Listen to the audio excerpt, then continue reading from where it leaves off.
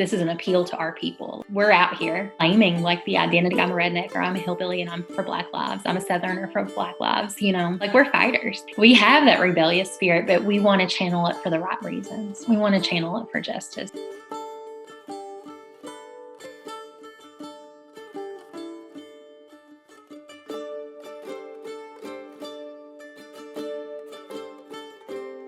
And it is a very provocative kind of title. Like, was not sure how it's going to land.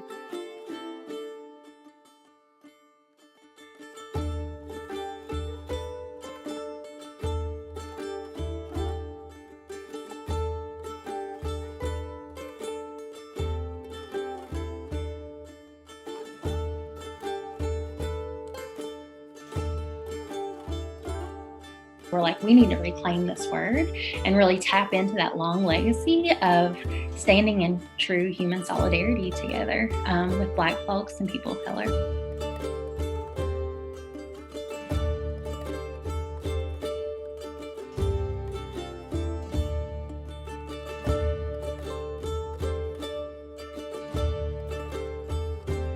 There's really no story about Appalachia, for example, without talking about coal companies and about extracting resources and labor of people here in this region.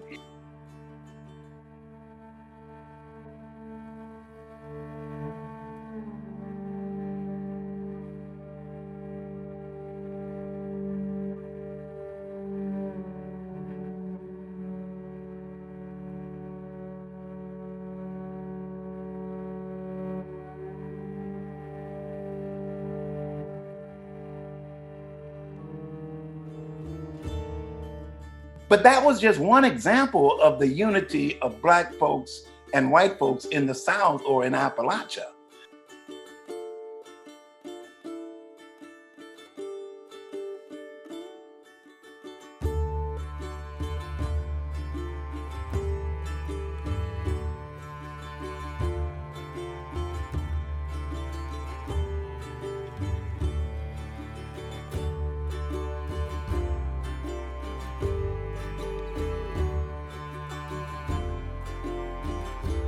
The unity that was shown that brought about the whole concept of rednecks. The white participants would wear red bandanas around their necks to show that they were pro-union, to distinguish them from white folks who were anti-union.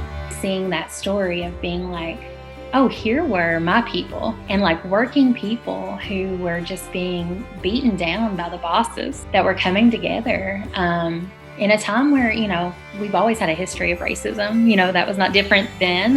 It's not different now, but to, yeah, like, you know, see, we have this common struggle together. Racial, like, class unity was so powerful that West Virginia and the coal companies, they brought the full force of the law and the government down upon those miners.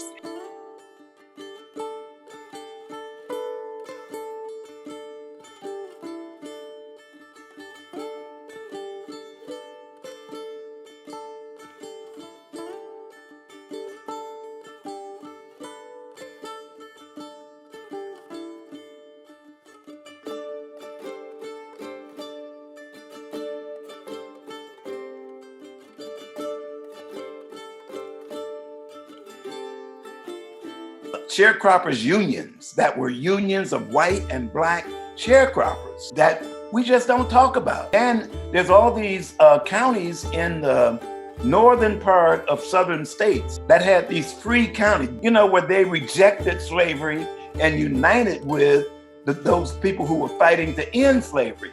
So if we look historically, there are countless numbers of examples where poor and working class white and Black folks came together. We're just not taught that.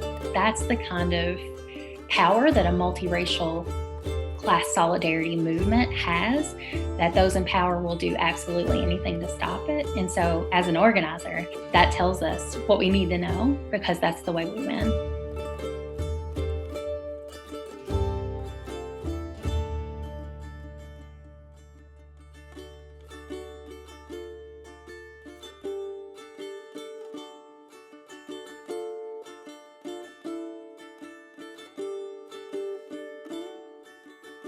One of the whole reasons that white supremacy came about was to break that tendency to unite. You know, to say that no matter how poor a white person is, at least you ain't black. And therefore you can unite with other white folks who are not poor, you know, who don't care about your interests, but they're white. This motion toward unity shouldn't surprise us, but we have to embrace it, and we have to educate people about how historic it really is.